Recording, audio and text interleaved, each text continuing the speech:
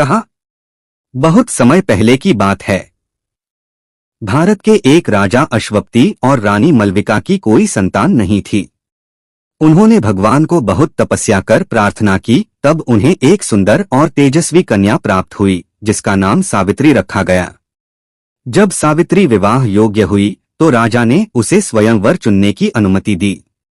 सावित्री ने वन में तपस्वी जीवन जी रहे एक तेजस्वी युवक सत्यवान को अपना पति चुना। लेकिन जब नारद मुनि ने बताया कि सत्यवान 1 साल के भीतर मृत्यु को प्राप्त हो जाएगा, तो सभी ने सावित्री को समझाया कि वह किसी और को वर के रूप में चुन ले। लेकिन सावित्री अपने निर्णय पर अडिग रही। सावित्री और सत्यवान का विवाह हुआ। वह अपने पति के साथ वन में रहने लगी। वह पूर्ण रूप से अपने पति की सेवा और सास-ससुर की सेवा में लीन रही।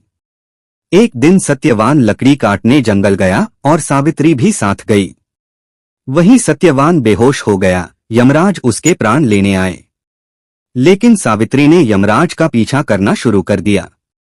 यमराज ने उसे समझाया कि यह नियति है, लेकिन सावित्री नहीं मानी।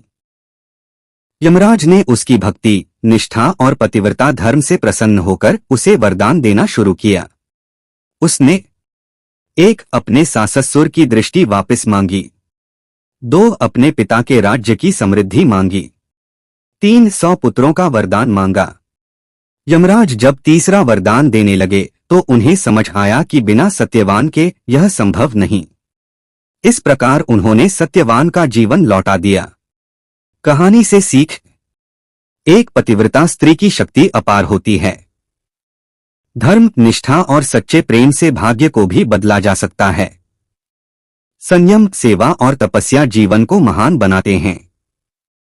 एक पतिव्रता स्त्री की शक्ति अपार होती है। धर्म, निष्ठा और सच्चे प्रेम से भाग्य को भी बदला जा सकता है। संयम, सेवा और तपस्या जीवन को महान बनाते हैं।